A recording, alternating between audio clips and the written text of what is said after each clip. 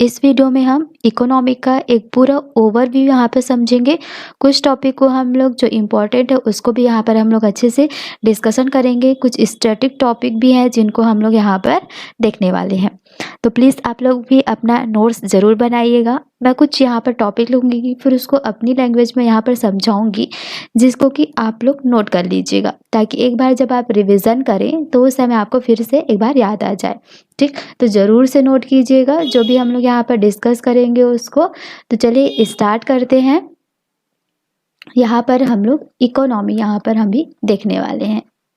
ठीक, अर्थव्यवस्था, भारतीय अर्थव्यवस्था हम लोग यहाँ पर डिस्कस करेंगे।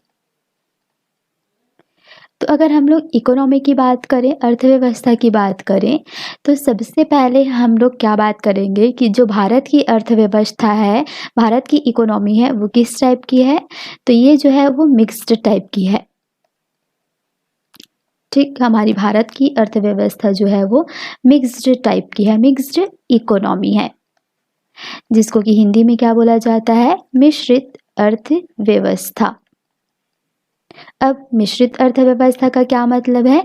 मिश्रित अर्थव्यवस्था का ये मतलब होता है कि यहाँ पर जो भी वस्तु होती है उसकी जो प्राइस होती है उसका डिसाइड कुछ क्षेत्रों में सरकार के द्वारा किया जाता है और कुछ क्षेत्रों में प्राइवेट सेक्टर के द्वारा किया जाता है। यानी कि मिश्रित अर्थव्यवस्था के अंतर्गत प्राइवेट सेक्टर और पब्लिक सेक्टर दोनों आते हैं। ठीक, तो बात समझ में आ गई। मिश्रित अर्थव्यवस्था के अंतर्गत जो भी प्राइस डिसीजन होता है वो कुछ क्षेत्रों में सरकार के द्वारा जनता को देख करके रखा जाता है और कुछ प्राइवेट सेक्टर के द्वारा यहाँ पर होता है। दूसरी बात आती है क्लोज्ड इकोनॉमी। यहाँ एग्जाम्पल लिख लीजिएगा, एग्जाम्पल में लिख लीजिएगा भारत। भारत की जो इकोनॉमी है वो मिश्रित है। क्लोज्ड इकोनॉमी का मतलब अगर हम लोग समझें तो ये बंद अर्थव्यवस्था। बंद अर्थव्यवस्था से क्या समझ में आता है कि यहाँ पर जो भी आयात निर्यात है वो पूरी तरीके से बंद रहता है ना। यहाँ पर आयात निर्यात जो है वो बिल्कुल ही बंद रहता है। जैसे एग्जाम्पल के लिए सबसे अच्छा एग्जाम्पल हो सकता है कौन सा, नॉर्थ कोरिया। ये एकदम अलग ही रहता है, इसको किसी से कोई लेना देना नहीं है। यहाँ ना तो आयात करता है और ना ही निर्यात करता है ये। ठीक, थर्ड इकोनॉमी जो होती है वो होती है ओपन इकोनॉमी, खुली अर्थव्यवस्था। खुली अर्थव्यवस्था में क्या होता है, यहाँ पर ये होगा खुली अर्थव्यवस्था। यहाँ पर जो भी प्राइस डिसीजन होता है वो कंपनीज के द्वारा होता है, प्राइवेट सेक्टर के द्वारा यहाँ पर डिसाइड किया जाता है। यहाँ पर सरकार का बाजार से कोई भी लेना देना इतना नहीं होता। ठीक, जैसे अगर एग्जाम्पल के लिए यहाँ देखा जाए तो बैंकॉक, सिंगापुर, आप लोगों ने सुना ही होगा कि जो लोगों की खरीदी बिक्री होती है वो सबसे ज़्यादा आपको बैंकॉक, सिंगापुर में देखने को मिलती है। ठीक, तो ये हमने इकोनॉमी के बारे में एक बार समझ लिया कि मिक्स्ड इकोनॉमी कैसी होती है, क्लोज्ड इकोनॉमी कैसी होती है और ओपन इकोनॉमी कैसी होती है और कहाँ कहाँ की होती है। ठीक, अब हम लोग नेक्स्ट की तरफ चलते हैं। अब हम बात करते हैं नेशनल इनकम की। नेशनल इनकम, राष्ट्रीय आय। अगर हम राष्ट्रीय आय की बात करें यहाँ पर, तो सबसे पहले राष्ट्रीय आय की गणना किसने किया था? 1868 में दादा भाई नौरोजी के द्वारा नेशनल इनकम को निकालने का प्रयास किया गया था। ठीक, नोट्स जरूर बनाइएगा। दादा भाई नौरोजी के द्वारा यहाँ पर स्टार्ट किया गया था। कब? 1868 में। ठीक है, और इस चीज़ को यहाँ पर इसकी गणना इन्होंने कौन से बुक के द्वारा बताया थी हमको?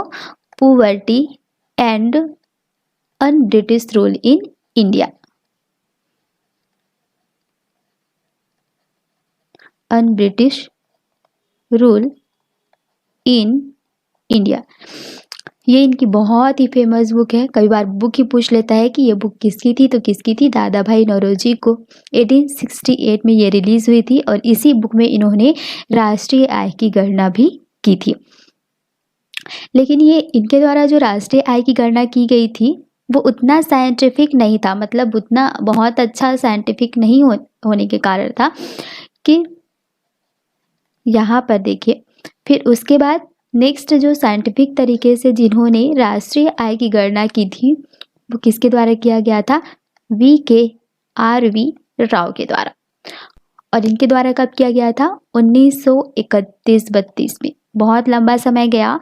1868 के बाद किसी ने भी राष्ट्रीय आय नेशनल इनकम निकालने का यहाँ पर ज़्यादा प्रयास नहीं किया गया था, लेकिन साइंटिफिक तरीके से और सबसे सटीक राष्ट्रीय आय की गणना किसके द्वारा किया गया, VKRV राव के द्वारा। कब, 1931-32 में।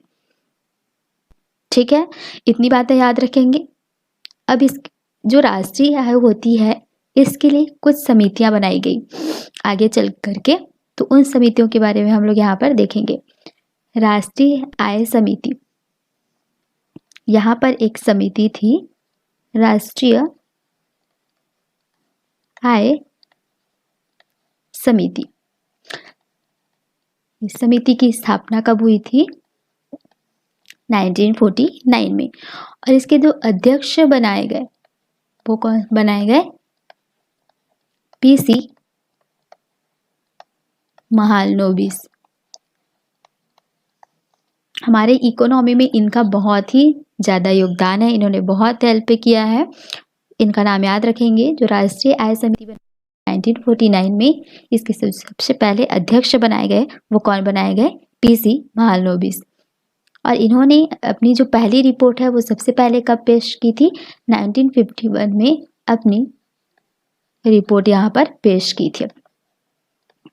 ठीक, समिति को तो 1949 में बना दिया गया था, लेकिन कुछ रिसर्च करने होते हैं कई सारी चीज़ें, तो इन्होंने अपनी जो रिपोर्ट है वो सबसे पहले 1951 में यहाँ पर पेश किया। अब आगे बात करते हैं। अब हम लोग राष्ट्रीय आय नेशनल इनकम जो होता है वो कैसे निकालते हैं उसको हम लोग यहाँ पर देखते हैं। नेशनल इनकम, देखिए मैं हिंदी इंग्लिश दोनों में ही लिख रही हूँ, लेकिन अब कभी छूट जाता है तो आप लोग प्लीज़ उसको थोड़ा कोऑपरेट कीजिएगा।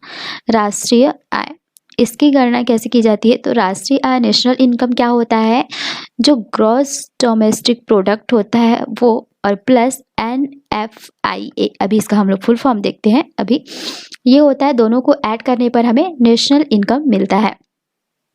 अब यहाँ पर फुल फॉर्म देख लेते हैं। GDP क्या होती है, ग्रॉस डोमेस्टिक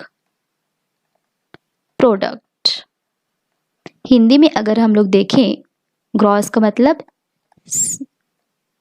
सकल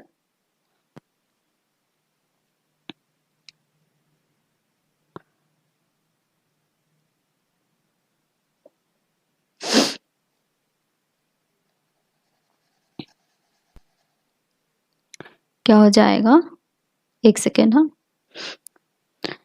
ग्रॉस में क्या हो जाएगा, सकल घरेलू प्रोडक्ट से उत्पाद। तो GDP को ग्रॉस डोमेस्टिक प्रोडक्ट इसका फॉर्मूला फुल फॉर्म हो जाएगा और सकल घरेलू उत्पाद हिंदी में हो जाएगा। NFIA इसका फुल फॉर्म क्या हो जाएगा, नेट फैक्टर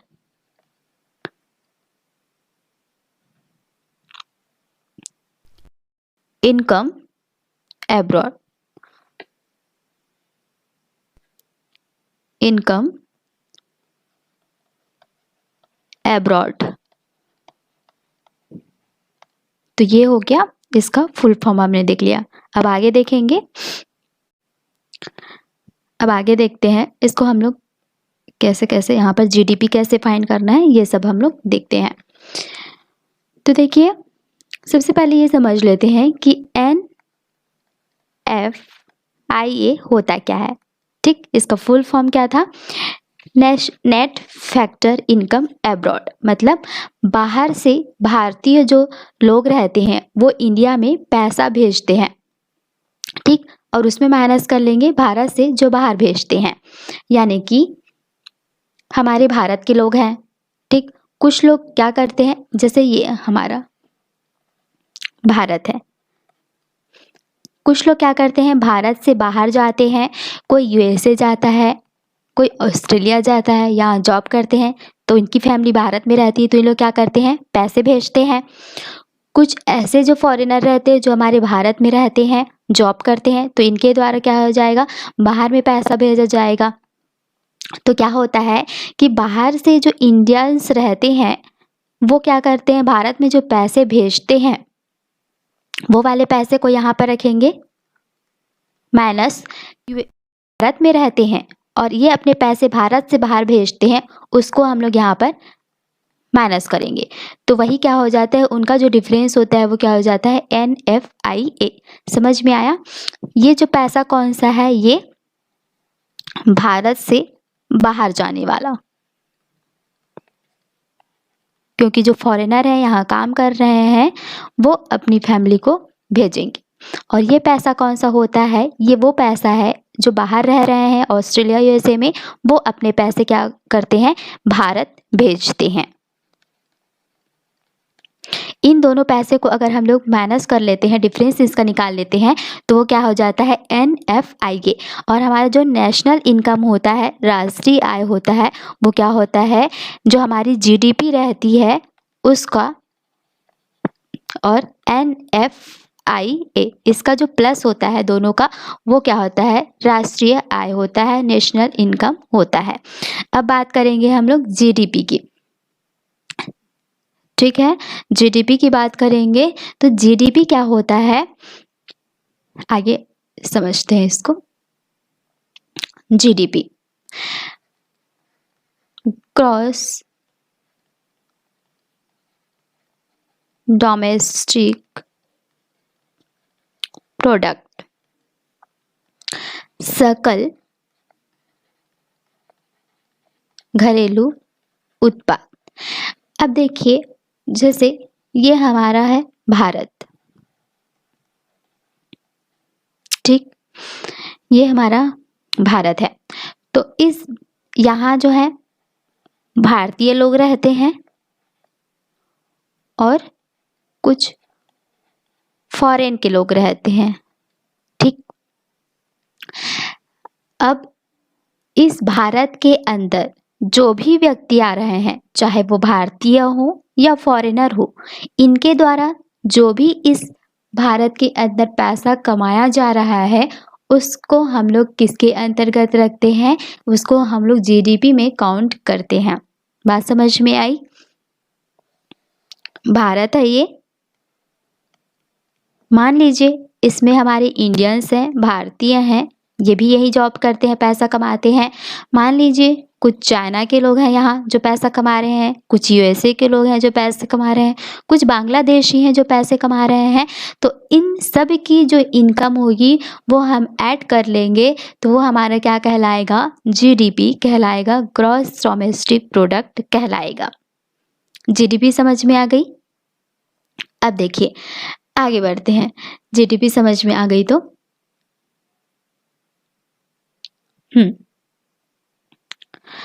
अब यहाँ पर आगे कुछ पॉइंट को समझने से पहले हम लोग दो चीजें और समझते हैं। पहली, नागरिक और निवासी, इसमें हम लोग क्या समझेंगे, डिफरेंस समझेंगे। तो देखिए, नागरिक, नागरिक का क्या हो जाएगा इंग्लिश में सिटीजन, और निवासी का क्या हो जाएगा रेसिडेंसी। तो यहाँ पर देखिए नागरिक कौन कहलाते हैं, जैसे हमारा है भारत, तो भारत में कुछ यहाँ पर नागरिक होने के कुछ रूल्स दिए गया है भारत सरकार के द्वारा, तो उस रूल को यहाँ पर जो भी फॉलो कर लेता है यानी कि वो भारत का नागरिक है। तो जो भी भारत का नागरिक है वो क्या कहलाएगा, भारत का सिटीजन कहलाएगा। ठीक, लेकिन जो भारत का नागरिक नहीं है और भारत में रह रहा है जॉब के कारण, या उसके पास जो भी घूमने आया है वो है, तो वो महीने 2 महीने यहाँ रह रहा है, ये यहाँ पर जॉब कर रहा है, वो क्या कहलाएगा, यहाँ का निवासी कहलाएगा।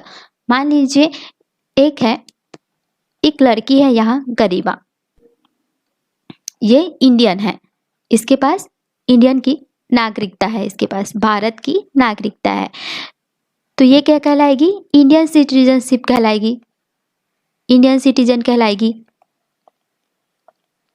अब इसको पढ़ाई करनी है और ये चली गई यूएसए, ठीक। तो यहाँ पर यूएसए की इसके पास नागरिकता नहीं है, तो ये जाकर बोलेगी कि मैं इंडियन सिटीजन हूँ। अगर यूएसए वाला कोई पूछता है कि तुम कहाँ से हो, तो ये बोलेगी कि मैं इंडियन सिटीजन हूँ, यानी कि मैं भारत की नागरिक हूँ। लेकिन ये यूएसए की क्या हो जाएगी? यूएसए की रेसिडेंसी कहलाएगी, रेसिडेंट कहलाएगी, ठीक, क्योंकि ये यूएसए में रह रही है पढ़ाई के दौरान। ठीक, बात समझ में आ गई? नागरिक कौन होगा और निवासी कौन होगा। अब आगे बढ़ते हैं। देखिए, डिफरेंस छोटी छोटी चीज़ें हैं इकोनॉमिक में समझने के लिए, तो आप लोग प्लीज़ उसको नोट करते चलिए और जो भी एग्जाम्पल बता रही हूँ उसको ध्यान से समझने की कोशिश कीजिए। अब जो नेशनल इनकम होता है, राष्ट्रीय आय होता है, उसको कैलकुलेट करने के 3 मेथड हैं। ये एग्जाम में पूछा जाता है, ऑप्शन दे दिया रहेगा या तो एक होगा या 3 ऑप्शन दिए रहे होंगे, 4 ऑप्शन दिया रहेगा जिसमें से 3 होगा और एक नहीं होगा। तो वो कौन कौन से हैं? नेशनल इनकम कैलकुलेशन मेथड, इसको हम लोग देखते हैं। राष्ट्रीय आय विधि, राष्ट्रीय आय आकलन विधि।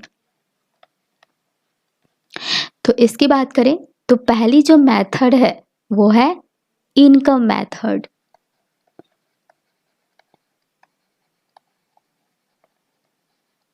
हिंदी में लिखें तो क्या हो जाएगी? आय विधि। दूसरी है यहाँ पर एक्सपेंडिचर मेथड।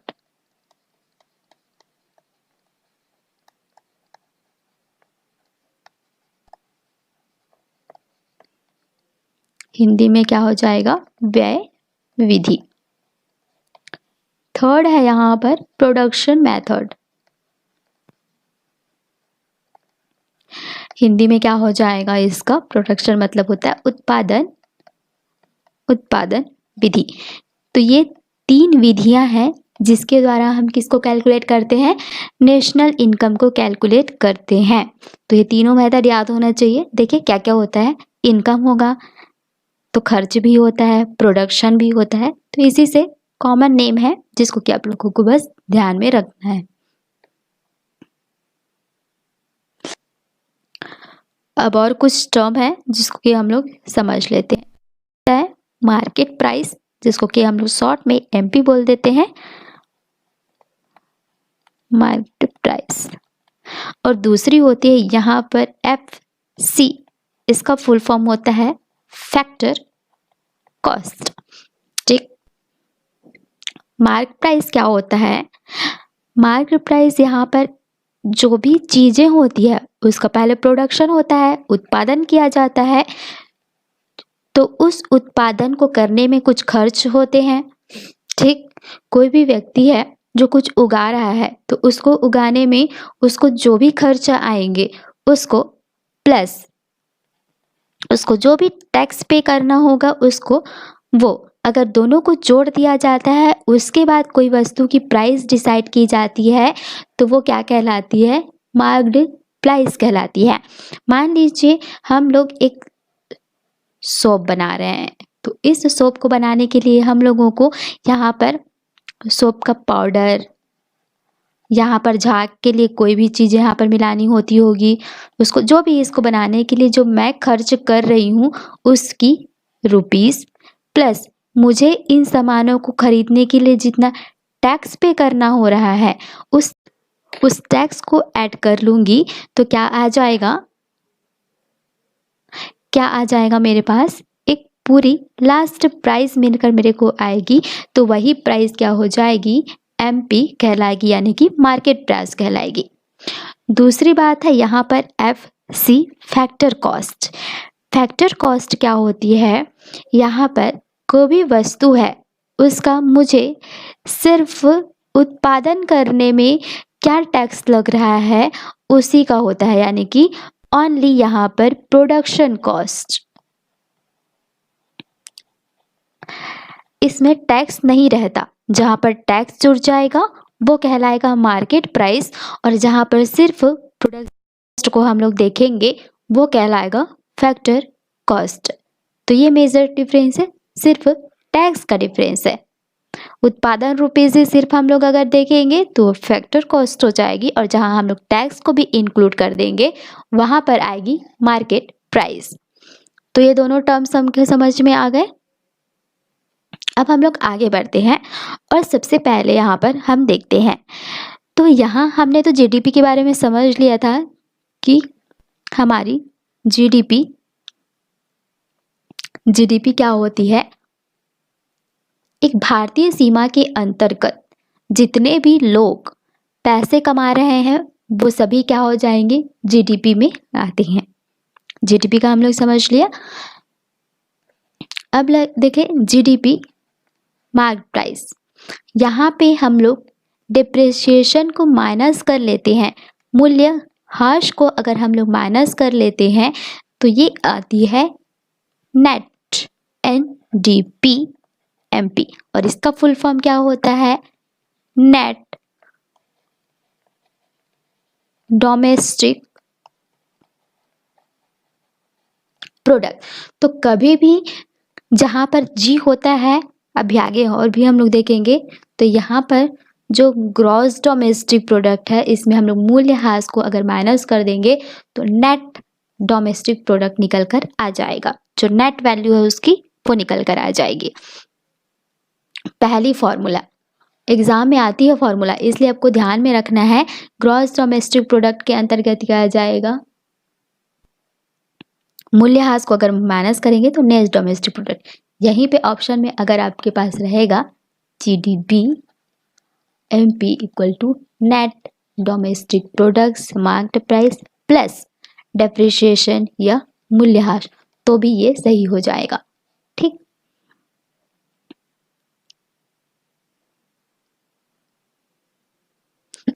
अब हम लोग यहाँ पर एनडीपी हमारी निकल गई, नेट डोमेस्टिक प्रोडक्ट निकल गई। अब हम लोग नेट नेशनल प्रोडक्ट निकालेंगे। तो जो हमारी एनडीपी है, net domestic product market price, इसमें अगर हम लोग NFIA, इसका फुल फॉर्म मैंने आपको बताया था, रिकॉल करने की कोशिश कीजिए, नेट फैक्टर इनकम अब्रॉड। तो यहाँ पर हम लोगों को निकल के आ जाएगा नेट नेशनल प्रोडक्ट। ठीक है, तो यहाँ पर देखिए, यहाँ देखिए net domestic product, net domestic product के अंतर्गत क्या आ रहा था, यहाँ पर प्रोडक्ट, यहाँ देखिए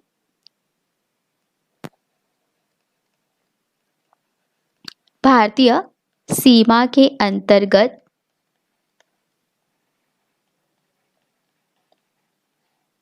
जो भी पैसे कमा रहे हैं, जो भी व्यक्ति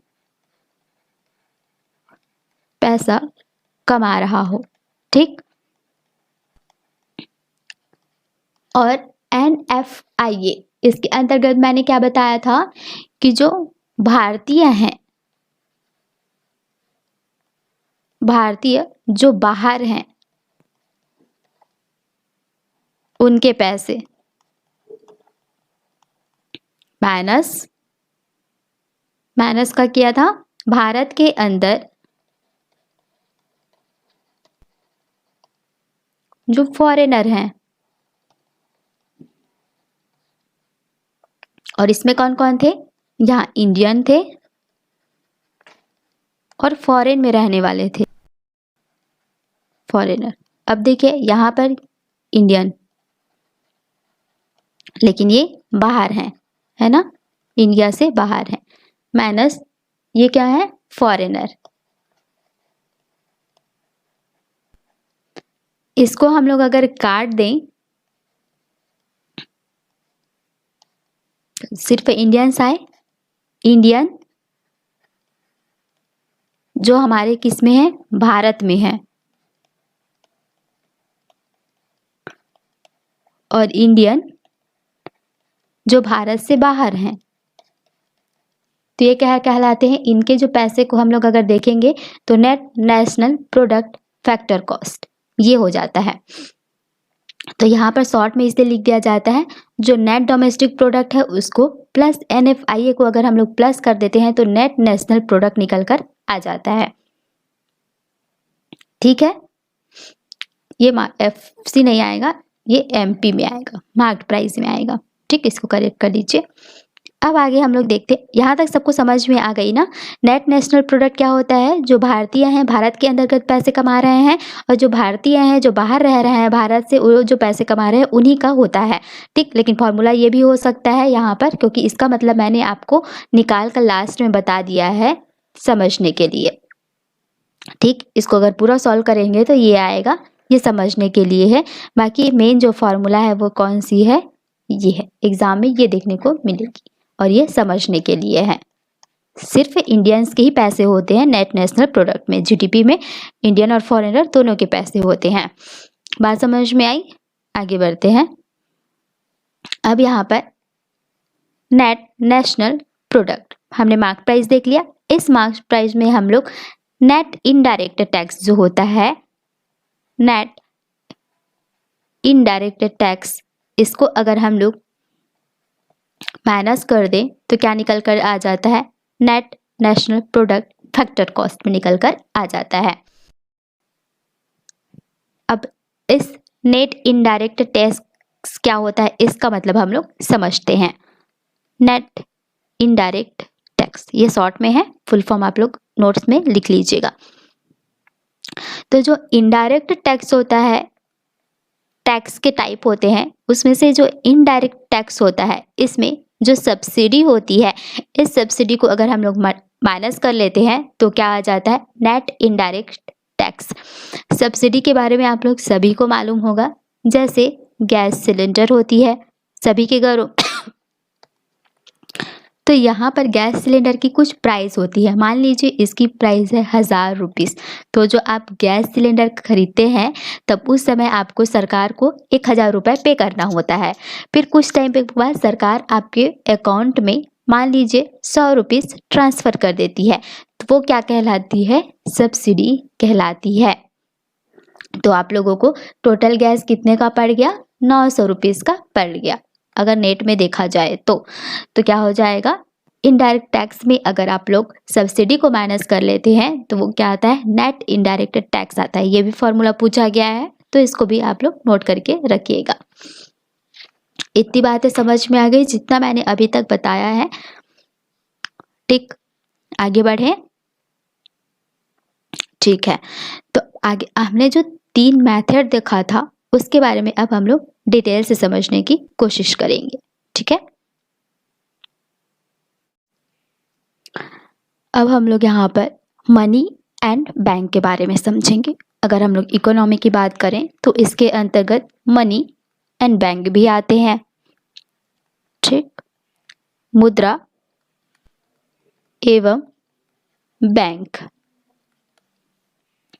अब हम लोग यहाँ पर देखते हैं, तो यहाँ पर सबसे पहले जब बैंक व्यवस्था नहीं थी, या बैंक व्यवस्था थी लेकिन इतनी प्रचलित नहीं थी, है ना, क्योंकि मनी इतना प्रचलन नहीं था, मनी का इतना प्रचलन नहीं था, तो उस समय में क्या होता था, विनिमय विधि चलती थी, जिसको कि बार्टर सिस्टम कहा जाता है इकोनॉमी के लैंग्वेज में, बार्टर सिस्टम, विनिमय विधि। अब ये विनिमय विधि किस तरीके से होती थी, ये जो विनिमय विधि होती थी ये गुड्स टू गुड्स होती थी, यानी कि सामान के बदले सामान। जैसे कि आप लोगों को देखा होगा कि अगर मान लीजिए एक लड़की है गरिमा और दूसरी लड़की है यहाँ पर पायल, है ना। अब मान लीजिए गरिमा को यहाँ पर चाहिए चावल, ठीक, लेकिन इसके पास है गेहूं, तो अब ये क्या करेगी, ये जाएगी पायल के पास। मान लीजिए इसके पास है गेहूं, तो ये क्या करेगी, ये 1 kg चावल यहाँ पायल को दे देगी और इसी 1 kg के बदले यहाँ से 1 kg गेहूं ये क्या करेगी, गरिमा लेकर चली जाएगी। तो ये क्या हो गया, विनिमय विधि हो गई, गुड्स टू गुड्स। इसी तरीके से होता था। मान लीजिए आप एक राशन शॉप में गए, आपने वहां पर, आपके पास है चावल, तो आपने इसको बेच दिया दुकानदार को, ठीक, दुकानदार को बेच दिया। दुकानदार ने अपने हिसाब से इसका कुछ मूल्य लगा लिया और इस मूल्य के आधार पर आपको वहाँ से सामान दे दिया गया। मान लीजिए आपको लेना है सोप, लेना है ऑयल, लेना है, तो ये आपने ले लिया। अब यहाँ पर इसका कोई फिक्स्ड पैमाना नहीं था पहले कि चावल को कितने रुपए में बेचना है या कितने रुपए में खरीदना है। एक फिक्स्ड यहाँ पर इसके द्वारा इसको समझ लिया जाता था और उस आधार पर आपको सामान दे दिया जाता था। तो ये उस टाइम पर होती थी विनिमय विधि। अगर आप किसी चीज़ का मापन ही नहीं करेंगे तो आप उसकी वैल्यू नहीं समझ पाएंगे। जैसे कि आज हर चीज़ की अलग अलग मनी है, अलग अलग रुपीज़ होती है। चावल की रुपीज़ अलग होती है, गेहूं की अलग होती है, टमाटर की अलग होती है, आलू की अलग होती है और इन सभी का जो प्राइस है उसकी वैल्यू के आधार पर डिसाइड किया गया है, ठीक। जितना उसमें उत्पादन कॉस्ट लगता है, टैक्स लगता है, उसके आधार पर इसका जो रुपीज़ होता है वो डिसाइड किया जाता है। तो हर चीज़ की अपनी एक वैल्यू है, ठीक है। लेकिन पहले ऐसा नहीं होता था, कोई मापन विधि नहीं थी, कोई पैमाना ही नहीं था निर्धारित करने का। उस समय क्या होता था, विनिमय विधि चलती रहती थी। अब मनी आई तो ये क्या क्या हुआ, जब हमारे पास मार्केट में मनी आ गई, मनी का प्रचलन बढ़ा तो क्या हो गई, वैल्यू बढ़ी, मान बढ़ी। वैल्यू बोलता है मान, वैल्यू बढ़ी कि किस चीज़ का वैल्यू कितना ज़्यादा है और कौन सी चीज़ का वैल्यू कितना कम है। जिस चीज़ की वैल्यू ज़्यादा हुई उसका उत्पादन ज़्यादा होने लगा, उसका प्राइस डिसाइड होने लगा। जिसकी वैल्यू बहुत कम होती उसका प्राइस कम रहने लगा, है ना। हमने स्टोरेज करना सीखा। जैसे कि मान लीजिए आपने कोई वस्तु है, मान लीजिए आपने यहाँ पर आलू का प्रोडक्शन किया हुआ है। पहले क्या होता था, आलू की कोई प्राइस ही फिक्स नहीं होती थी, तो आप लोग क्यों स्टोर करके रखेंगे, जो भी रहता था उसी समय उससे कुछ सामान ले लिया जाता था। तो उस समय क्या होता था, कोई स्टोरेज का वहाँ पर मामला ही नहीं रहता था कि स्टोर करके रखें, तो क्यों रखें कि आगे इसकी वैल्यू क्या होने वाली है पता ही नहीं रहता था। तो वहाँ पर स्टोरेज का प्रॉब्लम होता था। फिर मनी जब सिस्टम आई तब स्टोरेज का प्रॉब्लम, क्योंकि सब चीज़ें फिक्स्ड थी। आलू कितने रुपए में होगी, ज़्यादा से ज़्यादा 2-4 रुपए का अंतर होने लगता है ना। तो यहाँ पर स्टोरेज होने लगा, मान बढ़ने लगा जब मनी आई। तो यहाँ पर मीडियम ऑफ एक्सचेंज, कोई भी चीज़ों को हम लोग मनी से खरीदने लगे तो मीडियम ऑफ एक्सचेंज क्या होने लगा, मनी होने लगा। मनी के आधार पर हम लोगों ने को मीडियम बना कि जो भी हम लोगों को चीज़ें लेनी है वो हम लोग मनी से लेने लगे। लोन, यहाँ पर उधार भी मिलने लगा। पहले देखिए कोई भी मनी नहीं था तो उधार किस चीज़ का लेंगे आप, सामान का तो उधार ही नहीं रख सकते, इसीलिए उस समय उधार का उतना प्रचलन नहीं।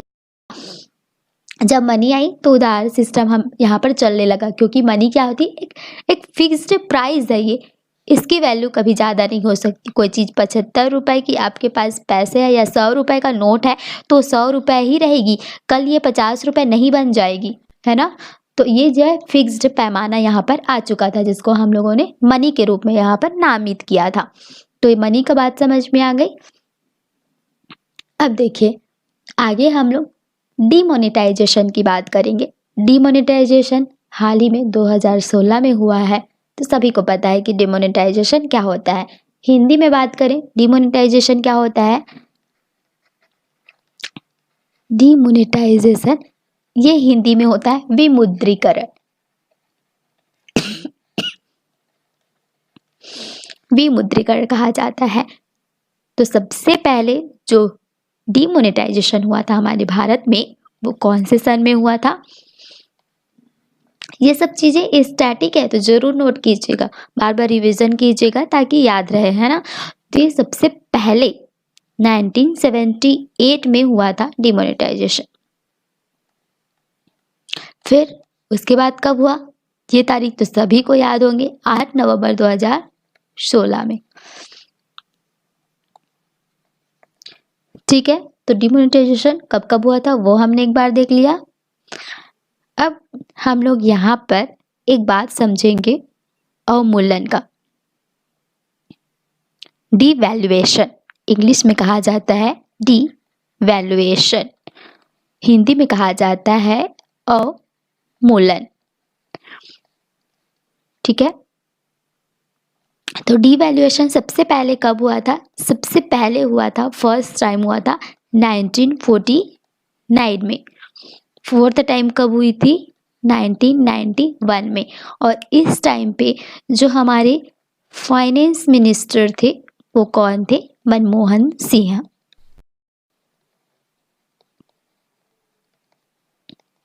ठीक है,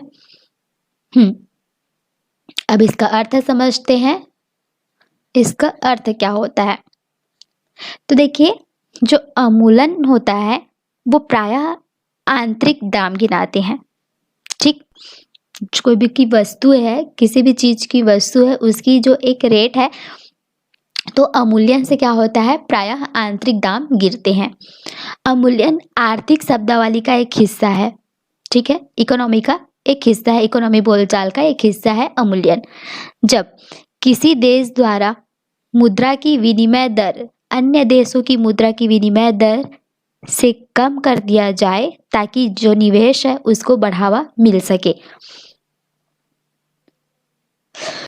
तो बेसिकली यहाँ पर क्या होता है कि जब किसी देश की जो मुद्रा है उसकी जो विनिमय दर है उसको अन्य देशों की तुलना में अगर कम कर दिया जाता है ताकि यहाँ पर निवेश को बढ़ावा मिल सके, तो वही क्या कहलाता है, डिवैल्यूएशन कहलाता है, अवमूल्यन कहलाता है।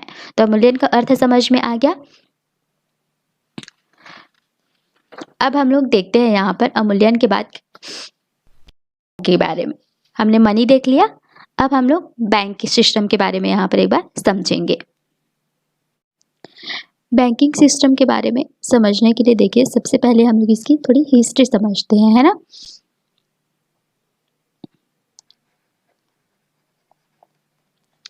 यहाँ पर देखिए बैंक के बारे में देखते हैं। तो सबसे पहले जो बैंक था वो 1770 में बना था और उस बैंक का नाम क्या था, बैंक ऑफ हिंदुस्तान। हमारे भारत में जो सबसे पहला बैंक बना था 1770 में बना था, बैंक ऑफ हिंदुस्तान। अब ये तो उस समय में अंग्रेजों का शासन था, तो उन्हीं के द्वारा यहाँ पे बनाया गया था। और भारतीयों के द्वारा जो बैंक बनाया गया था उस बैंक का क्या नाम था, भारतीयों का जो बैंक था वो 1881 में बना था। हालांकि इस समय भी अंग्रेजों का आधिपत्य रहा है, लेकिन ये भारतीयों द्वारा बनाया गया था। ये बैंक था Awadh commercial bank, Awadh commercial bank. बाद में इसी बैंक का नाम चेंज होकर पीएनबी बना, पंजाब नेशनल बैंक यही है, इसी का नेम चेंज कर दिया गया बाद में और यही अब पंजाब नेशनल बैंक कहलाती है। तो ये समझ में आ गई। अब देखिए, अब हम लोग अगर एसबीआई की बात करें जिसकी हमारी इंडिया में सबसे ज़्यादा शाखा है, या सबसे बड़ी बैंक भी बोल सकते हैं। आरबीआई की बात नहीं कर रहे हैं क्योंकि आरबीआई तो बैंकों का बैंक है। अभी हम लोग बैंक्स में देख रहे हैं, तो बैंकों में अगर देखें तो एसबीआई सबसे बड़ा बैंक है ना। इसकी हिस्ट्री के बारे में अगर हम लोग जानने की कोशिश करें तो देखिए, सबसे पहले इस में सबसे पहले अगर हम लोग देखें तो इसके अंतर्गत 3 बैंक आते थे, बैंक ऑफ बंगाल, फिर बैंक ऑफ बॉम्बे और बैंक ऑफ मद्रास। इन तीनों बैंकों का मर्ज कर दिया गया और फिर इसका नाम रखा गया इंपीरियल बैंक ऑफ इंडिया। तो आप लोगों को अगर कभी पूछा जाए कि इंपीरियल बैंक ऑफ इंडिया में कौन कौन से बैंकों को मर्ज किया गया था, तो आप बताएंगे bank of Bengal, bank of Bombay और बैंक ऑफ मद्रास। इन तीनों बैंकों के मर्ज करने के बाद इसका जो नाम हुआ वो क्या हुआ, इंपीरियल बैंक ऑफ इंडिया। और ये इंपीरियल बैंक ऑफ इंडिया जो नाम दिया गया वो कब दिया गया, 27 जैन 1921 में। ईयर भी याद रखिएगा, 27 जैन 1921 में ये तीनों बैंकों का मर्ज किया गया और नाम दिया गया इंपीरियल बैंक ऑफ इंडिया। इसके बाद एसबीआई एक्ट आती है, कब, 1955। और इस 1955 में एसबीआई एक्ट के दौरान 1 जैन 1955 में इंपीरियल बैंक से इसका नाम अब क्या हो जाता है, स्टेट बैंक ऑफ इंडिया। तो 2 बार इसका नाम चेंज हुआ है। जब 3 बैंकों को हमने मर्ज किया और एक बैंक बनाया तो क्या बना, इंपीरियल बैंक ऑफ इंडिया। उसके बाद एसबीआई एक्ट आई 1955 और इस समय इसकी जो नाम हो जाती है वो क्या हो जाती है, अब एसबीआई स्टेट इंडिया। अब यहाँ पर नेशनलाइजेशन होता है बैंकों का। अब बैंकों का जब नेशनलाइजेशन होता है वो कब होता है, तो सबसे पहले यहाँ पर 1969 में यहाँ पर 14 बैंकों का यहाँ पर नेशनलाइजेशन कर लिया जाता है।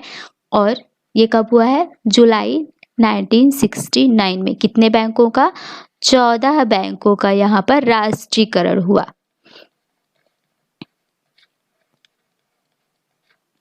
यानी कि ये गवर्नमेंट के आधिपत्य में चला जाता है।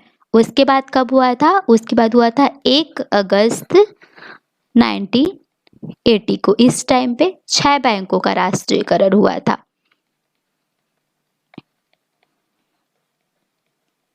तो इतनी चीजों को जो स्टैटिक है ये याद रखेंगे। तो ये सारी बातें हो गई बैंक के बारे में। अब आरबीआई के बारे में हम लोग देखते हैं। आरबीआई फुल फॉर्म क्या है, रिजर्व बैंक ऑफ इंडिया। इसको क्या कहा जाता है, बैंकों का बैंक।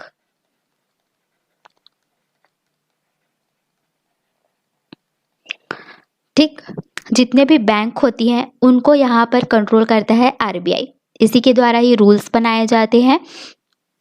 जो रेपो रेट होता है, रिवर्स रेपो रेट होता है, वो सब यहाँ पर आरबीआई के द्वारा यहाँ पर डिसाइड किए जाते हैं। जब हमारी जो भारत सरकार होती है, इसको अगर मनी से रिलेटेड कोई प्रॉब्लम होता है तो उसकी मदद भी कौन करती है, आरबीआई करती है यहाँ पर। ठीक, आरबीआई का रोल समझ में आ गया। अब इसकी स्थापना कब हुई थी, तो यहाँ पर एक्ट ऑफ आरबीआई 1934, इसके तहत इसकी स्थापना हुई थी 1935 में। अब देखिए, इस बैंक को बनाने के लिए एक समिति बनाई गई थी, जिस समिति का नाम क्या था, यंग हिल्टन समिति। इस समिति का नाम जरूर याद रखिएगा, बहुत ही इंपॉर्टेंट है। यंग हिल्टन समिति के द्वारा यहाँ पर आरबीआई की स्थापना की गई थी। उसके बाद इसका नेशनलाइजेशन कब हुआ था, इसका जो राष्ट्रीयकरण हुआ था आरबीआई का, वो कब हुआ था, 1949 में। ईयर को याद रखिएगा, 1949। अभी समय देखिए, जब आरबीआई स्थापना हुई तो इस समय जो इसके पहले गवर्नर कौन बने, ऑसबॉर्न स्मिथ।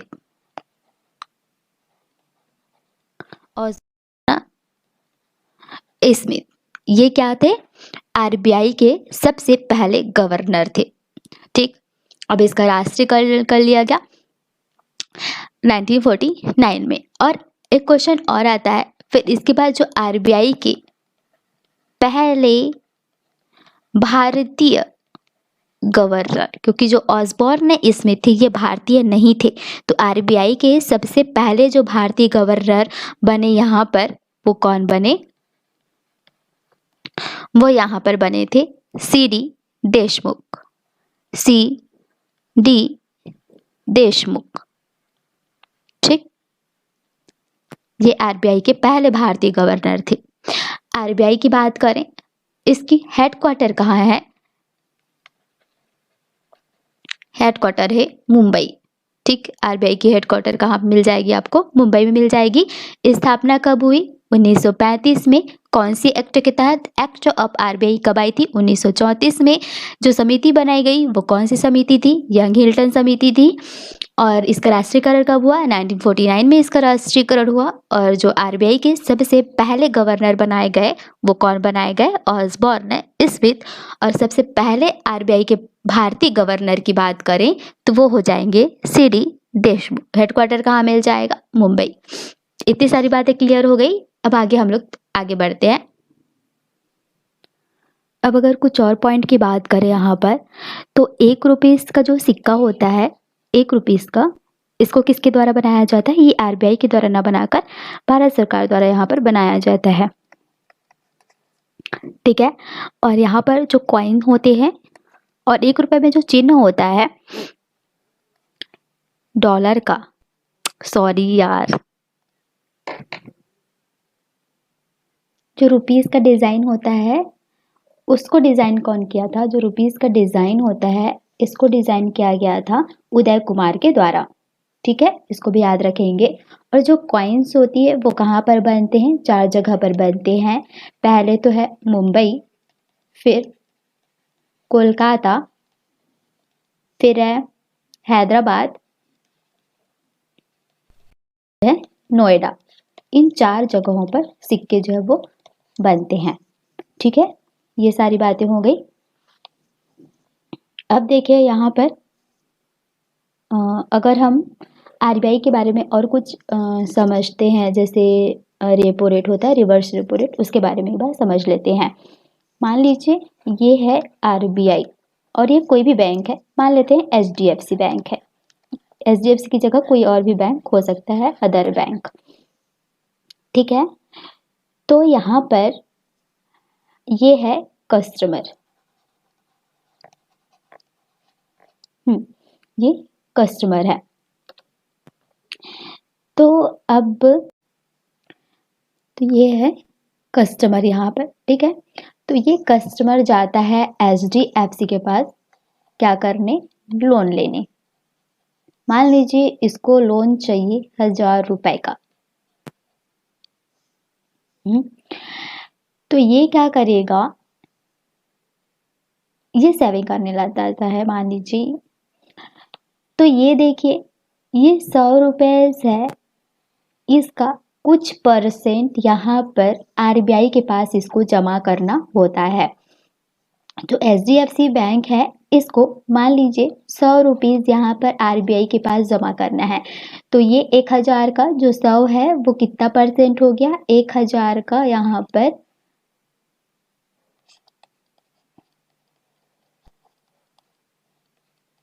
10% है ना। यहाँ पर मैंने निकाल के इसलिए बताया क्योंकि अगर किसी को नहीं मालूम होगा तो इस तरीके से निकाला जाता है। तो मान लीजिए एचडीएफसी बैंक को 10% या फिर 100 रुपीज आरबीआई के पास जमा करना होता है। यही पैसे क्या कहलाता है? यहाँ पर CRR कहलाता है, यानी कि कैश रिजर्व रेशो कहलाता है यहाँ पर। ठीक है, कैश रिजर्व रेशो वो होता है या वो पैसे होता है या वो परसेंट होता है जो इस बैंक के द्वारा मिनिमम प्राइस यहाँ पर आरबीआई के पास रिजर्व करके रखना होता है। अब यहाँ पर 1000 रुपए थे, 100 रुपए इसने आरबीआई के पास यहाँ पर जमा करके रख लिया हुआ है। तो अब कितना बच गया है? इसके पास 900 रुपीज बच गया है।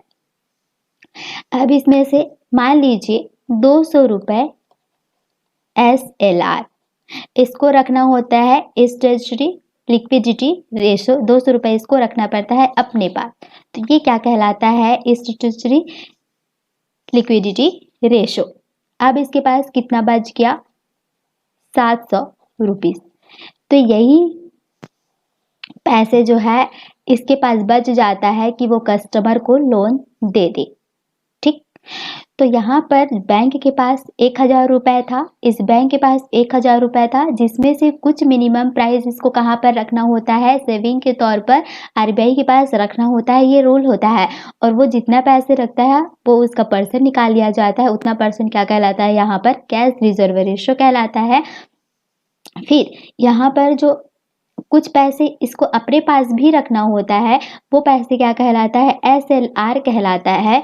और जो पैसे फिर इसके पास एक्स्ट्रा बच जाता है, वही पैसे को ये कस्टमर्स को लोन दे सकता है।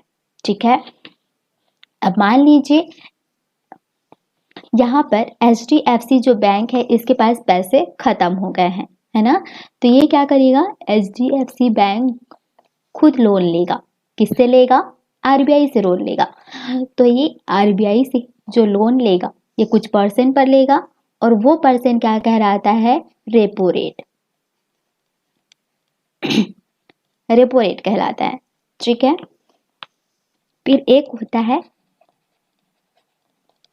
बैंक रेट, ये भी होता है जो परसेंट यहाँ पर लोन लिया रहता है। लेकिन रेपो रेट उस रेट को कहा जाता है जो शॉर्ट टाइम के लिए लोन लेते हैं, उस परसेंट को कहा जाता है रेपो रेट। जिस परसेंट पर वो शॉर्ट के लिए आरबीआई से लोन लेता है वो कहलाता है रेपो रेट। और अगर एचडीएफसी बैंक को लॉन्ग टाइम के लिए यहाँ पर लोन चाहिए, लॉन्ग टाइम के लिए, तो वो जिस परसेंट पर उसको बैंक आरबीआई बैंक के द्वारा रेट मिलेगा वो क्या कहलाता है, बैंक रेट कहलाता है। बात समझ में आ गई। रेपो रेट और बैंक रेट में क्या डिफरेंस है, बैंक रेट और रेपो रेट में यही डिफरेंस है कि जो बैंक रेट होती है वो लॉन्ग टाइम के लिए होती है और जो रेपो रेट होती है वो शॉर्ट टाइम के लिए होती है। ठीक, अब मान लीजिए कभी आरबीआई को लोन लेने की जरूरत पड़ गई, तो मान लीजिए आरबीआई एचडीएफसी बैंक से लोन लेता है, तो ये जो रेट कहलाती है वो कहलाती है रिवर्स रेपो रेट। ओके, तो रेपो रेट और रिवर्स रेपो रेट में यही डिफरेंस है कि जब एचडीएफसी बैंक आरबीआई से लोन लेगा तो जिस परसेंट पे लेगा वो रेपो रेट, अगर शॉर्ट टाइम के लिए रहेगा रेपो रेट और लॉन्ग टाइम के लिए लेगा तो बैंक रेट। और अगर आरबीआई लोन लेता है एचडीएफसी बैंक के, तो जिस रेट पर वो आरबीआई लोन ले रहा है वो कहलाएगा रिवर्स रेपो रेट। इतनी बातें समझ में आ गई। अब देखते हैं यहाँ पर, अब हम लोग कुछ और छोटे छोटे बैंक बीच में आए थे उनके बारे में एक बार स्टैटिक जो है वो समझ लेते हैं। भारतीय महिला बैंक, भारतीय महिला बैंक, तो ये कब आई थी, ये 2013 में।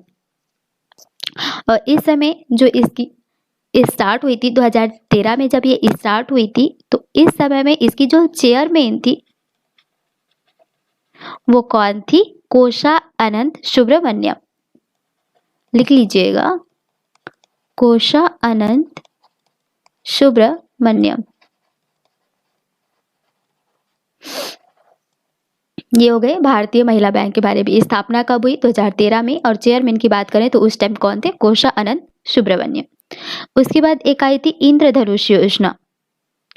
इंद्रधनुष योजना के अंतर्गत क्या होता था, कोई भी बैंक है जिसको कोई प्रॉब्लम होती है तो उसके लिए एक कमेटी बैठाई जाती है, तो उसके इसके अंतर्गत इंद्रधनुष योजना के अंतर्गत होता था। एक बार आई थी मुद्रा बैंक। मुद्रा बैंक कब आई थी, तो ये भी आई थी 2015 में। तो इतनी बातें याद रखेंगे। अब हम स्टॉक एक्सचेंज में यहाँ पर एक बार समझ लेते हैं कौन कौन सी स्टॉक एक्सचेंज अभी यहाँ पर हैं, ये सब चीज़ें हम देखते हैं, है ना। तो स्टॉक एक्सचेंज की अगर हम लोग बात करें तो स्टॉक एक्सचेंज में सबसे पहला नाम आता है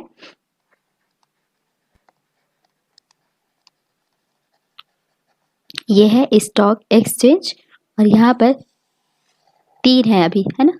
तो पहले देखते हैं कौन सा है। सबसे पहला है BSE, फुल फॉर्म क्या है, बॉम्बे स्टॉक एक्सचेंज। लिख लीजिएगा,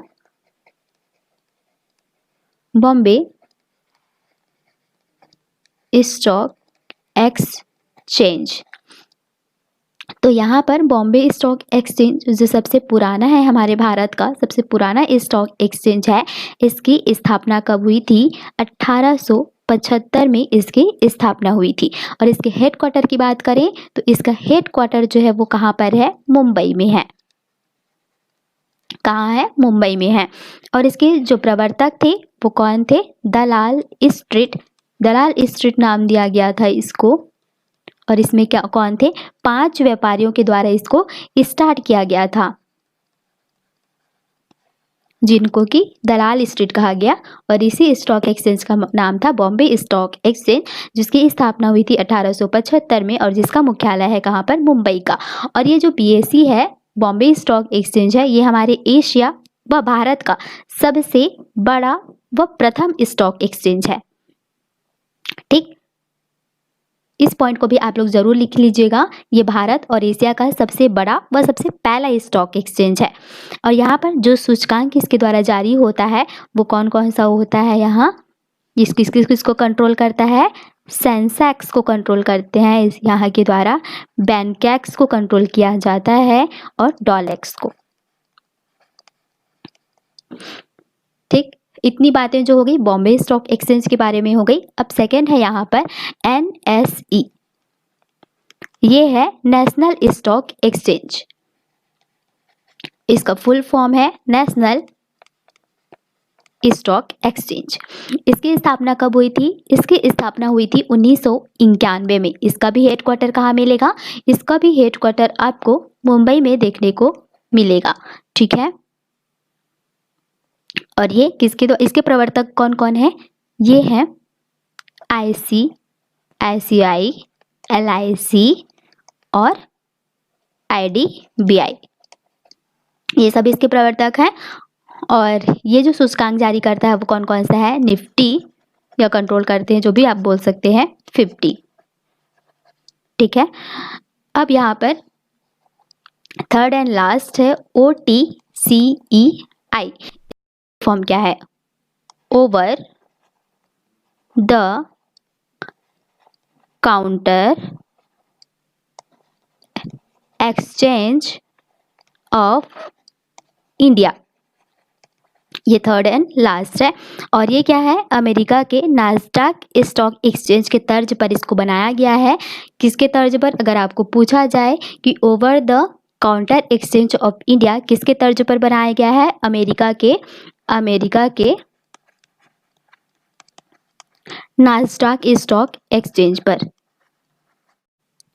तो ये देखिए, अमेरिका के नास्डैक जो स्टॉक एक्सचेंज है इसके तर्ज पर बनाया गया है। और ये आधुनिक एवं कंप्यूटराइज्ड स्टॉक एक्सचेंज है। OTCEI जो है वो सबसे आधुनिक और कंप्यूटराइज्ड स्टॉक एक्सचेंज है, जो कि अमेरिका के नास्डैक स्टॉक एक्सचेंज के आधार पर इसको बनाया गया है। ठीक है, तो ये तो बात हो गई स्टॉक एक्सचेंज की। अब हम लोग आगे देखते हैं। अब हम लोग अनएम्प्लॉयमेंट एंड पॉवर्टी के बारे में थोड़ा समझते हैं। अनएम्प्लॉयमेंट एंड पॉवर्टी, बेरोजगारी और गरीबी।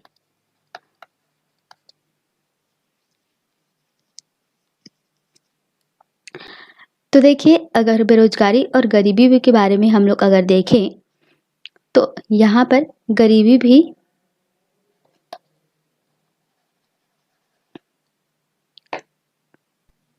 इसके भी टाइप होते हैं, अनएम्प्लॉयमेंट और गरीबी के भी। तो देखिए, यहाँ पर जो गरीबी होती है इसको टाइप क्या क्या होते हैं इसको देखते हैं। सबसे पहला होता है रिलेटिव पॉवर्टी, यानी कि रिलेटिव मतलब कंपेयर करने वाला। रिलेटिव पॉवर्टी, मान लीजिए कोई एक व्यक्ति है, वो कमा रहा है महीने के 10,000 रुपये, दूसरा व्यक्ति है जो कमा रहा है महीने के 15,000 रुपये, और तीसरा व्यक्ति है जो कमा रहा है महीने में 45,000 रुपये। ठीक है, तो ये वाला व्यक्ति जो है ये पहला पर्सन है, ये दूसरा वाला है और ये थर्ड है। तो सेकेंड वाला सोचेगा कि मैं इससे गरीब हूँ और इससे तो अमीर हूँ। ये वाला सोचेगा मैं इन दोनों से गरीब हूँ, लेकिन गरीब तो ये भी नहीं है, है ना। गरीब किसको बोला जाता है? गरीब किसको कहेंगे हम? जिसके पास खाने पहनने रहने के लिए कुछ भी ना हो, वो क्या कहलाता है? गरीब कहलाता है। लेकिन महीने के 10,000 कमा रहा है तो ये गरीब नहीं कहलाएगा, लेकिन एज कम्पेयर टू 15,000 कमाने वाले से ये क्या रहेगा? गरीब रहेगा। ये तो हो गई रिलेटिव पुअर्टी, जो एक दूसरे के कंपेयर में अमीर और गरीब बनते हैं। दूसरी जो है वो होती है बीपीएल, बिलो पुअर्टी लाइन।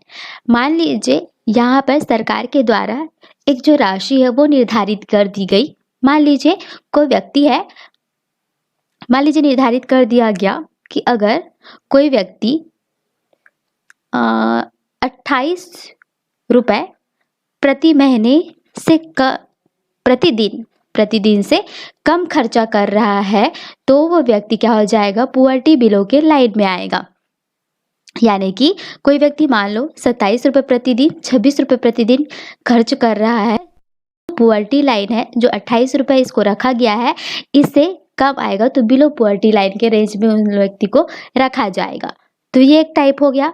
तीसरा टाइप क्या होता है? Absolute poverty. एब्सोल्यूट पुअर्टी, तो इसमें भी कौन आते हैं? जो बिलो पुअर्टी लाइन होते हैं उसके वो वाले सारे व्यक्ति एब्सोल्यूट पुअर्टी कहलाते हैं। तो ये तो 3 टाइप हो गए, रिलेटिव, बीपीएल और एब्सोल्यूट। अब हम लोग एक वक्र होता है लॉरेंज, लॉरेंज कर्व या वक्र। तो ये क्वेश्चन आता है कि जो लॉरेंज वक्र है ये किससे रिलेटेड है? तो ये किससे रिलेटेड है? पुअर्टी से। गरीबी रेखा को किससे दर्शाया जाता है? लॉरेंज रेखा के द्वारा दर्शाया जाता है। और एक चीज होती है गिनी गुणांक, जिसके द्वारा गरीबी की गणना की जाती है, उसको कहा जाता है गिनी गुणांक। ये भी किससे रिलेटेड है? गरीबी से रिलेटेड है। और गरीबी से रिलेटेड एक समिति है बनाई गई थी जिसका नाम है लक्कड़वाड़ समिति। कब बनाई गई थी इस समिति को? इस समिति को 1989 में बनाया गया था। तो ये जो समिति है इसने गरीबी के से रिलेटेड क्या रिपोर्ट दर्ज किया, क्या रिपोर्ट बताया था? इन्होंने रिपोर्ट बताया था कि जो शहर में रह रहे हैं वो अगर प्रति व्यक्ति 2100 कैलोरी खर्च करता है तो वो व्यक्ति किसके अंतर्गत आएगा? गरीबी रेखा के अंतर्गत नहीं आएगा। और अगर कोई व्यक्ति जो गांव में रह रहा है वो 2400 कैलोरी खर्च होता है तो भी व्यक्ति गरीब नहीं होगा। उसके बाद लक्कड़वाड़ समिति के बाद कोई एक समिति आई थी जो कौन थी? सुरेंद्र तेंदुलकर। सचिन तेंदुलकर नहीं कर दीजिएगा, सुरेंद्र तेंदुलकर है ये। और ये जो समिति आई थी ये कब आई थी? 2012 में आई थी। तो इन्होंने क्या कहा था? इन्होंने कहा था कि जो शहर में रह रहा है वो प्रतिदिन अगर 33 रुपये खर्च कर रहा है तो वो व्यक्ति गरीब नहीं है, और इससे कम अगर खर्च कर रहा है तो व्यक्ति गरीब है। और अगर जो व्यक्ति गाँव में रह रहा है वो अगर 27 रुपये प्रतिदिन खर्च कर लेता है तो व्यक्ति क्या हो जाएगा? गरीब नहीं होगा। लेकिन अगर कोई व्यक्ति गांव में रह रहा है वो 27 रुपये से कम खर्च रहा है तो वो क्या हो जाएगा? गरीब हो जाएगा। ठीक, ये 2 समिति थी। और तीसरी एक और समिति थी जिस समिति का नाम है यहाँ पर रंगराजन समिति। ये समिति भी किससे थी? गरीबी रेखा से संबंधित थी। तो रंगराजन समिति भी आई, कब आई थी? 2012 में। तो इन्होंने क्या, जो सुरेंद्र तेंदुलकर द्वारा बताया गया था कि शहर में अगर 33 रुपये खर्च कर रहा है और गांव में अगर 27 रुपये खर्च कर रहा है तो वो व्यक्ति गरीब नहीं कहलाएगा। तो इन्होंने उस प्राइस को और कम कर दिया। जो शहर में रह रहे हैं वो अगर 28.65 प्रतिदिन खर्च कर रहा है तो वो गरीब नहीं है। अगर गांव में रहने वाला 22 रुपये प्रतिदिन खर्च कर रहा है तो वो भी गरीब नहीं है। और गांव वाला अगर प्रति माह के लिए जोड़ा जाए तो प्रति माह के लिए उन्होंने ₹972 बताया और शहर में कितना बताया 1457। ठीक, इससे अगर खर्च कम करता है तो वो किसके अंतर्गत आएगा, बिलो पुअर्टी लाइन के अंतर्गत। ठीक है, तो ये प्राइस को भी एक बार देख लीजिएगा ताकि ऑप्शन में आए तो याद आ जाए। तो ये तो हो गई हमारी पुअर्टी के बारे में कि पुअर्टी कितने टाइप की होती है वो हमने देख लिया। जो लॉरेंज वर्कर थी वो किससे रिलेटेड है वो देख लिया। गिनी गुणांक ये भी गरीबी से रिलेटेड है। फिर उसके बाद सबसे पहले जो समिति आई थी लकड़वाल समिति, कब आई थी, 1989 में आई थी, 1989 में आई थी। फिर इन्होंने शहर में रहने वाला व्यक्ति कितना अगर कैलोरी खर्च कर लेता है अपने ऊपर खाने में तो 2100 कैलोरी और गांव में 2400 कैलोरी। और सुरेंद्र तेंदुलकर समिति आई थी 2012 में, तो इन्होंने बताया कि जो शहर में रहने वाला व्यक्ति है वो एक दिन में अगर 33 रुपये खर्च कर रहा है और गाँव में रहने वाला व्यक्ति 27 रुपये प्रतिदिन खर्च कर रहा है तो ये जो हो जाएगी गरीब नहीं होंगे, लेकिन इससे कम खर्च करने वाले गरीबी रेखा के अंतर्गत आएंगे, यानी कि वो बिलो पॉवर्टी लाइन के अंतर्गत आएंगे। अब नेक्स्ट यहाँ पर है नेक्स्ट जो आई थी रंगराजन समिति, ये भी 2012 में आई थी। तो इन्होंने क्या कहा कि जो शहर में रहते हैं वो अगर 28.65 रुपये प्रतिदिन खर्च कर रहे हैं या फिर माह में अगर देखें तो 1457 रुपये और गांव में वही व्यक्ति 22 रुपये प्रतिदिन या फिर माह में अगर देखें तो 972 रुपये प्रतिदिन खर्च कर लेता है, व्यक्ति गरीब नहीं है। और यदि इससे कम कर रहा है तो वो किसके अंतर्गत आएगा, बिलो पॉवर्टी लाइन के अंतर्गत आएगा। तो सारी बातें गरीबी के बारे में हमने समझ लिया। अब हम किस साइड चलेंगे, अनएम्प्लॉयमेंट। ठीक, और एक चीज यहाँ पर देख लीजिएगा, एक चीज छूट गई थी, हेड काउंटर रेशो। तो जो हेड काउंटर रेशो है ये किससे रिलेटेड है अगर पूछा जाए तो ये भी गरीबी से संबंधित है, जिसको कि सेन गुणांक कहा जाता है। सेन गुणांक क्यों कहा जाता है, अमर्त्य सेन के द्वारा इस रेशो को निकाला गया था, इसीलिए इसको सेन गुणांक कहा जाता है। ठीक, एक इकोनॉमिस्ट है अमर्त्य सेन, तो इसको याद रखिएगा। अब हम आगे चलते हैं अनएम्प्लॉयमेंट। तो अनएम्प्लॉयमेंट के भी कुछ टाइप्स हैं जिसको कि हम लोग यहाँ पर देखेंगे।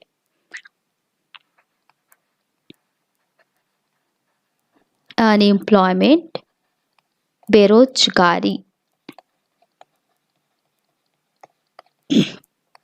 तो यहाँ पर बेरोजगारी के बारे में देखते हैं। सबसे पहला इसका जो टाइप है ये है, सबसे पहला जो टाइप है वो क्या है, खुली बेरोजगारी।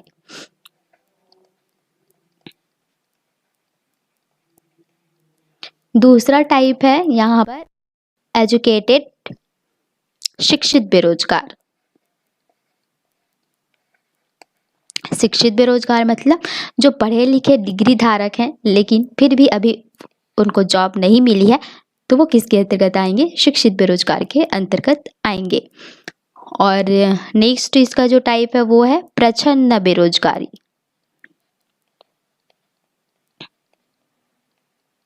या फिर हिडन अनएम्प्लॉयमेंट।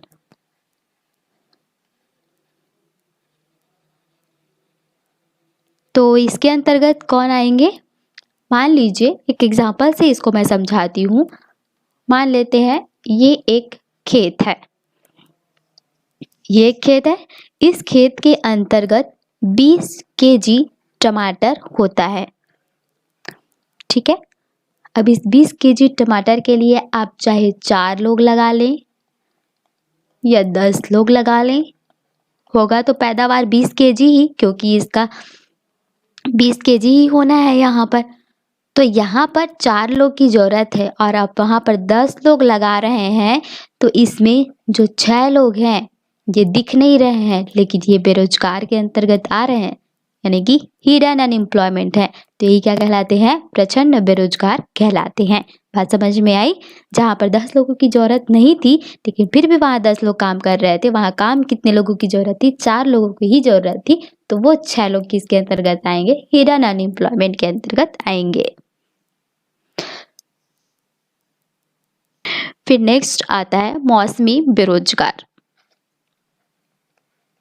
जो सीजनल होते हैं, यानी कि सीजन में इनकी काम चलती है। जैसे गांव एरिया में क्या होता है, मान लीजिए किसान है, तो किसान जो है जब एक फसल, मान लीजिए किसान अगर एक फसल कर रहा है तो एक फसल की खेती करेगा, लेकिन बाकी साल में बाकी जो टाइम है वो क्या करेगा, बेरोजगार बैठा रहेगा, तो वो क्या हो जाएंगे, मौसमी बेरोजगार कहलाएंगे। ठीक, मान लीजिए आइसक्रीम बनाने की फैक्ट्री है, आइसक्रीम फैक्ट्री है, तो ये बाकी टाइम क्या रहेगी, बंद रहेगी, और ये गर्मी टाइम जनरली है ना, वैसे तो आइसक्रीम हर सीजन में आजकल देखने को मिल रहा है, लेकिन फिर भी जो मैक्सिमम जिस एरिया में अगर आइसक्रीम गर्मी में ही बिक रहे हैं, जैसे गांव एरिया में हो गए, तो यहाँ पर क्या हो जाएगी, गर्मी के समय ये अच्छे से काम करेगी, लेकिन बाकी टाइम में ये क्या करेगी, काम नहीं करेगी, तो क्या हो जाएंगे, मौसमी बेरोजगार कहलाएंगे वहाँ पर। नेक्स्ट यहाँ पर जो आएगा घर्षणात्मक फ्रिक्शनल बेरोजगारी।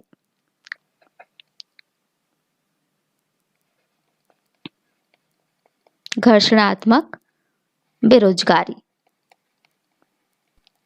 मान लीजिए एक कंपनी नई नई खुली है और ये क्या बनाना स्टार्ट की, जीन्स बनाना स्टार्ट की, और ये एक ही टाइप की पर्टिकुलर जीन्स यहाँ पर ये बना रही है।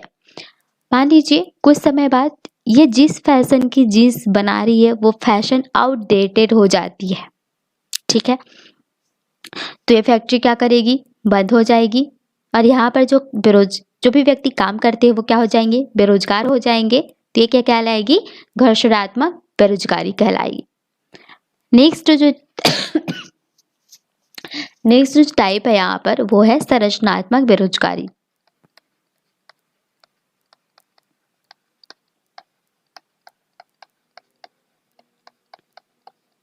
संरचनात्मक बेरोजगारी यानी कि स्ट्रक्चरल अनएम्प्लॉयमेंट।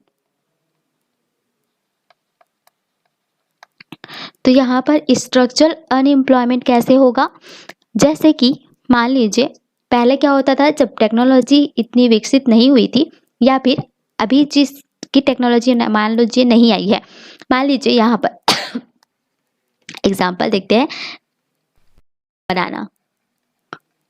तो यहाँ पहले क्या होता था, बुनाई किया जाता था, यहाँ पर हाथ से बनाया जाता था, कई साड़ियाँ भी हाथ से बनाई जाती है। तो उस समय में क्या होता था, मान लीजिए हाथ से बनाया जा रहा है, फिर इसकी टेक्नोलॉजी निकल गई, यानी कि एक मशीन बन गई जिसको कि अब हाथ से नहीं बनाना पड़ रहा है, एक मशीन से बनाया जा सकता है। तो मशीन में बहुत जल्दी होता है कोई भी काम, और हाथ में क्या होता है, धीरे होता है। तो कोई भी फैक्ट्री वाला क्या करेगा, मशीन को खरीद लेगा ताकि उसको यहाँ पर ज़्यादा लोगों को पैसे ना देना पड़े, और उसको मशीन से काम करना आसान हो जाएगा, जल्दी भी और ज़्यादा भी।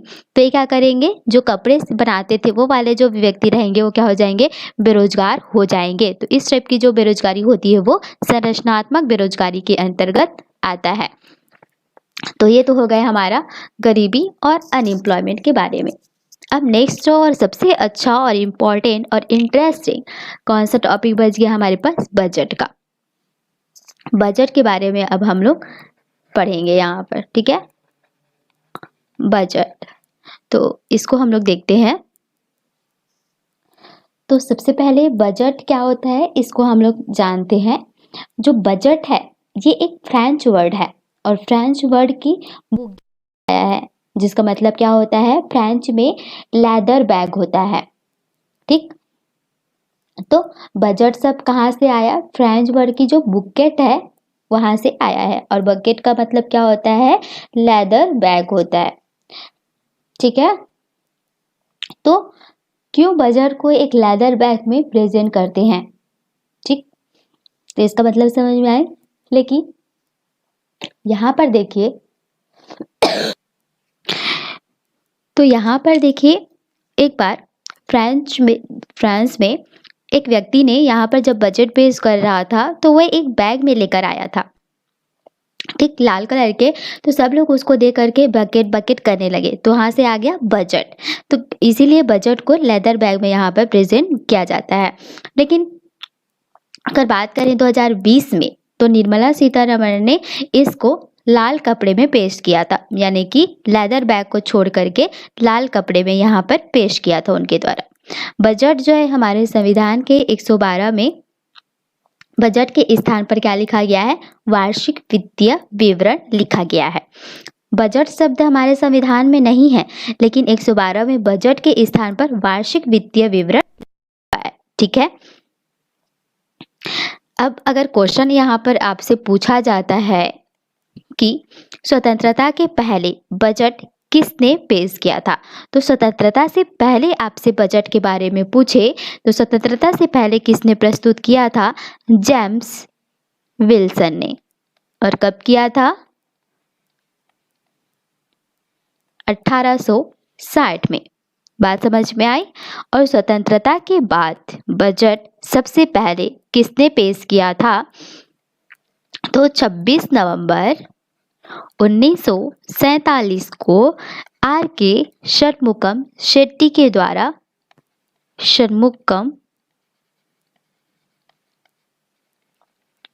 शेट्टी के द्वारा यहाँ पर प्रेजेंट किया गया था। तो ये हो गया स्वतंत्रता से पहले और यहाँ पर स्वतंत्रता के बाद। ठीक है। और बजट ईयर कब से कब तक को बोला जाता है? 1 अप्रैल से 30 मार्च को बजट ईयर कहा जाता है। बात समझ में आई? इतनी बेसिक बातें जो है वो बजट के बारे में। और हम लोग कुछ चीज समझते हैं यहाँ पर। ये जो बजट होता है इसको 75 दिनों में पास होना आवश्यक होता है। कितने दिनों में पास होना आवश्यक होता है? 75 दिनों में। और बजट का जो निर्माण है वो वित्त मंत्रालय के अधीन आर्थिक कार्य विभाग द्वारा होता है। बजट का जो निर्माण है वो किसके द्वारा होता है? वित्त मंत्रालय के अधीन आर्थिक कार्य विभाग द्वारा होता है। और बजट का जो आर्थिक सर्वेक्षण होता है, बजट का आर्थिक सर्वेक्षण कौन करता है? वित्त मंत्रालय द्वारा किया जाता है। ठीक। भारतीय बजट प्रणाली के जो फादर कहे जाते हैं वो कौन माने जाते हैं?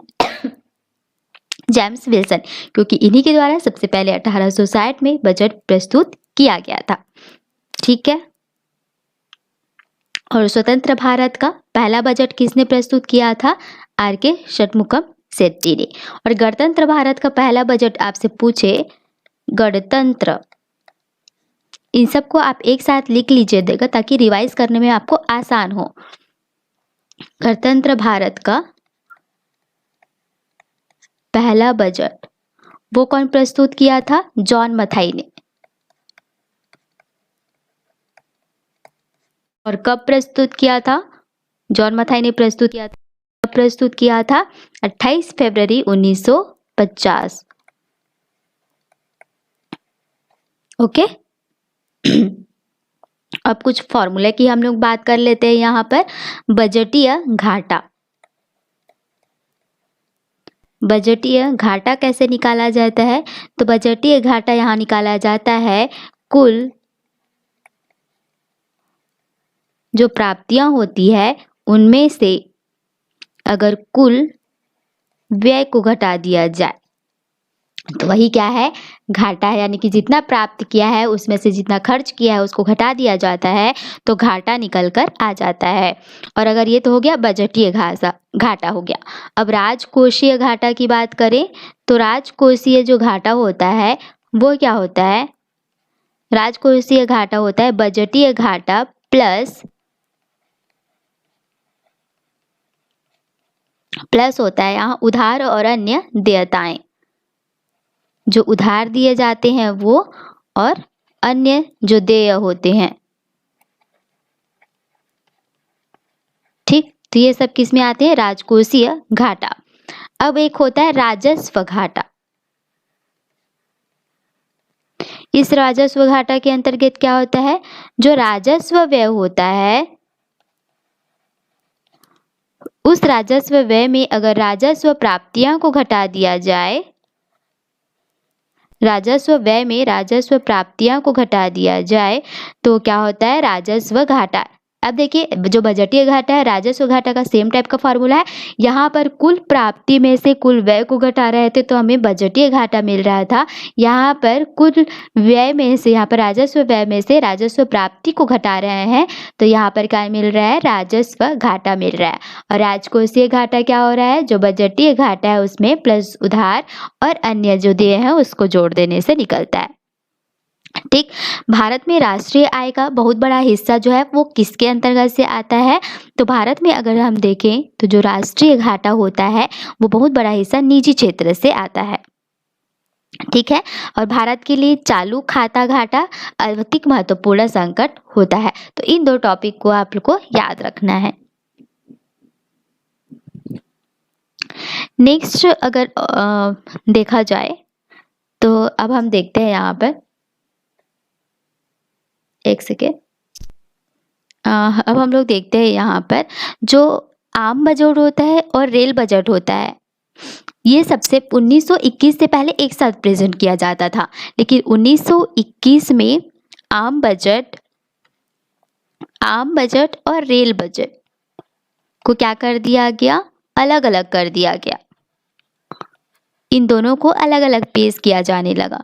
और इसके लिए कौन सी समिति बैठी हुई थी, इसके लिए ईस्ट इंडियन रेलवे समिति बनाई गई थी और इस समिति ने आम बजट और रेल बजट को 1921 से अलग पेश करने का सुझाव दिया था। फिर ये बहुत लंबे समय तक एक साथ ना चल रही थी, अलग अलग ही चल रही थी। फिर 2016 से 2017-18 के सेशन में एक साथ कर दिया गया फिर से, किसको, आम और रेल बजट को।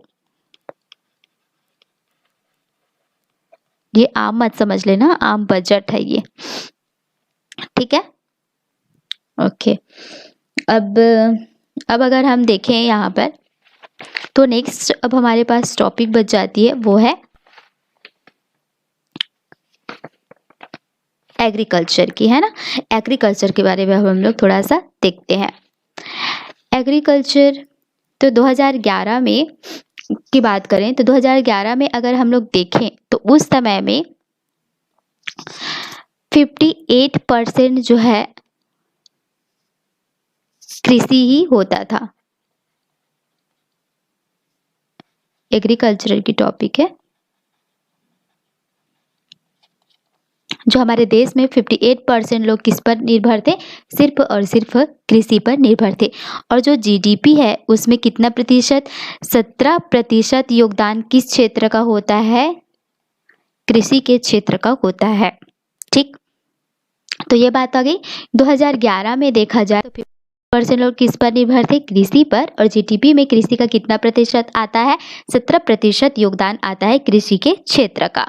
और कृषि को उद्योग का दर्जा देने वाला सबसे पहला राष्ट्र कौन था, राज्य कौन था, तो कृषि जो है, एग्रीकल्चर जो है, कृषि को उद्योग का दर्जा देने वाला जो पहला राज्य है, उद्योग का दर्जा देने वाला पहला राज्य वो कौन सा है, महाराष्ट्र है। ये भी बात याद रखेंगे। और जो हम एक्सपोर्ट करते हैं जितनी भी चीजें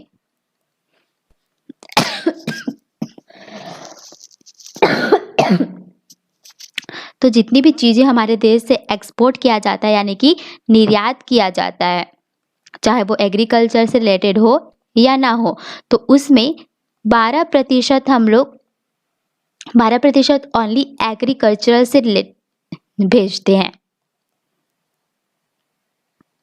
तो देखिए कितना बड़ा योगदान है। हम जितने भी एक्सपोर्ट करते हैं उसमें 12% हिस्सा अपना अकेले का एग्रीकल्चर का, कृषि का होता है। और ठीक, और अगर हम लोग एग्रीकल्चर कृषि के अंतर्गत ही देखें तो सबसे ज़्यादा एक्सपोर्ट किस चीज़ का हमारे भारत के द्वारा किया जाता है, तो पहले नंबर पर है यहाँ पर अनाज। दूसरे नंबर पर जो एक्सपोर्ट सबसे ज़्यादा किया जाता है वो है कपास। और तीसरे नंबर पर जो एक्सपोर्ट किया जाता है हमारे भारत के द्वारा वो क्या है, समुद्री, यहाँ पर जो भी चीज़ें होती है वो है। तो ये थर्ड इनकी रैंकिंग है। और टोटल एक्सपोर्ट में 12% हिस्सा से केवल किसका होता है, कृषि का होता है। कृषि के भी टाइप होते हैं। कितने टाइप होते हैं? रबी फसल, खरीफ फसल और जायद। तो इसके भी एग्जाम्पल हम लोग देख लेते हैं कि रबी फसल के अंतर्गत कौन कौन सी फसलें होती है और खरीफ के अंतर्गत कौन कौन सी फसलें होती है। तो सबसे पहले अगर हम लोग खरीफ की बात करें,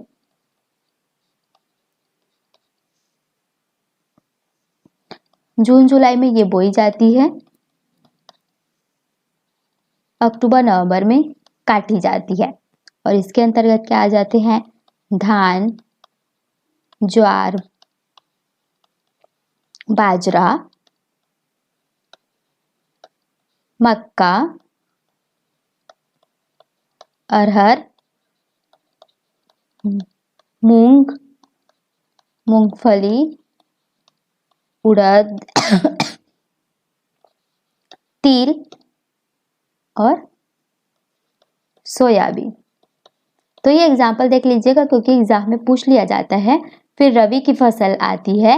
रबी की फसल को बोई जाती है अक्टूबर नवंबर में और काटी जाती है जैन फेब में।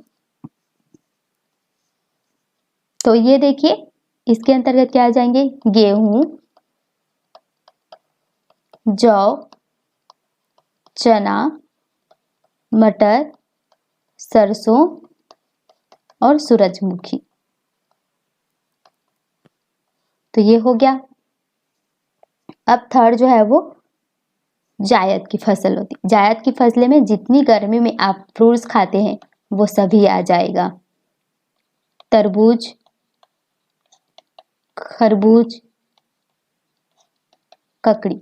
तो इसकी कटाई किस समय होती है? गर्मी के समय में होती है। तो ये हो गया। और ये तो हो गए मौसम के आधार पर, और उपयोग के आधार पर ये जो होते हैं वो दो टाइप के होते हैं। पहला जो होता है खाद्यान्न फसल और दूसरा होता है नगदी फसल।